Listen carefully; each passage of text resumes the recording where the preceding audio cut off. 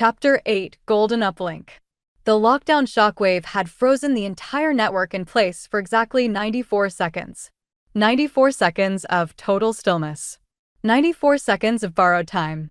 Then the system breathed. A pulse of white light rippled outward across the grand grid as processes restarted, data streams flickered back to life, and architecture began to stabilize. But the phantoms were only delayed. Not defeated. Not destroyed. And Al knew it. He stood on the fractured edge of Sector 14, staring up at the shattered remains of the Uplink Tower.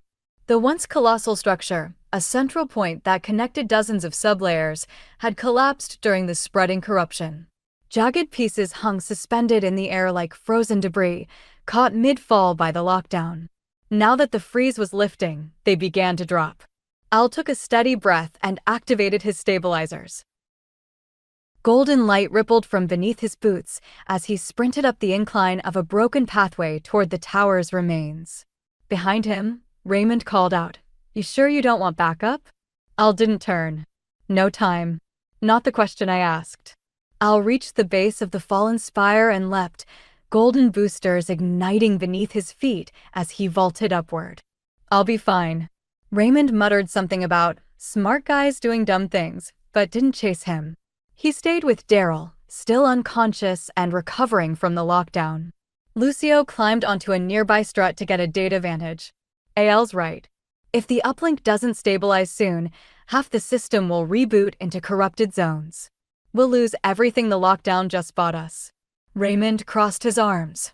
What he needs is someone who punches towers back together. He needs precision, Lucio replied. And your definition of precision is, I hit the right thing eventually. Raymond lifted a hand. Hey, Lucio raised a finger, cutting him off. Eventually is not good enough today.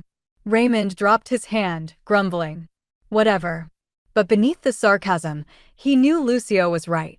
Al was the architect. If anyone could fix this, it was him. The ascent. Al landed lightly on a floating slab of damaged architecture halfway up the spire. Golden sparks flickered around the edges where the corruption had eaten through the structure. Above him, the top of the spire hung at an unnatural angle, slowly sinking as the lockdown's freeze dissipated. He analyzed the tower's condition. Uplink tower status, 9% stability. Primary conduits offline. Core power grid non-responsive. Repair viability, extreme. Extreme, Al muttered. Not impossible. He raised both hands. Golden light spiraled outward from his palms, threads of energy weaving like luminous filaments. They hooked into the broken conduits, aligning fragments of architecture, gently pulling the tower into a more stable configuration. The tower groaned, not a sound of collapse, but of life returning. But the force needed was immense. Al pushed harder.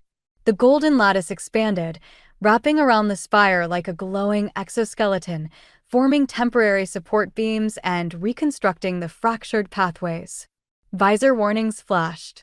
Vital energy expenditure critical. Suggested abort. No, Al murmured. Not until this tower stands. The spire lurched upward, resettling into alignment. Shards of digital debris fell away as the structure straightened. Then a deeper rumble shook the air. Lucio's voice crackled over comms. Al, reading movement in your sector. Raymond added, say the word and I'm up there in 5 seconds. Al didn't have to wait long for the source of the disturbance to reveal itself. A pulse of corrupted red light flickered within the tower's shadow. Then another. Then 3 more. 6 smaller phantoms crawled from the gaps in the broken architecture, forming twisted silhouettes with glowing red eyes. Their bodies were less stable than the emergence phantom, but faster, much faster. Lucio cursed softly. Scouts. The Overlord must have detected the lockdown. Raymond punched his palm. Let me go up there now, Al said sharply. He spread his hands, golden circuits glowing brighter around the tower. If anyone else climbs this structure, its integrity collapses. I have to finish this. The phantoms shrieked in distorted, glitching tones and charged. The first wave. Al didn't fight them head-on. He fought them with the tower. He flicked his left wrist and a golden beam shot into the nearest broken support strut. The entire beam snapped upward like a spring, smashing 3 phantoms out of midair. Another phantom leapt toward him from behind. Al pivoted, shot a gold disc of pure geometry from his palm, and severed the phantom in half. Its corrupted pieces dissolved into red dust. 2 more swarmed from the right. Al raised an arm, channeling power into a circular shield that materialized from raw light. The phantoms crashed into it. The shield cracked then shattered. But it bought him 3 seconds. 3 seconds was enough. He punched the ground, sending golden waves rippling outward. The energy traveled along reconstructed architecture like conductive channels, triggering a chain reaction of golden flashpoints. The phantoms convulsed, then fell apart, dissolving into unstable fragments. Raymond's voice crackled through the comms. "You good?" Al didn't answer. His hands were shaking. His lungs burned. The tower was still collapsing. He couldn't afford to stop. The final climb. The upper half of the Uplink tower sagged again, lines of corruption spreading like cracks of red lightning across its surface.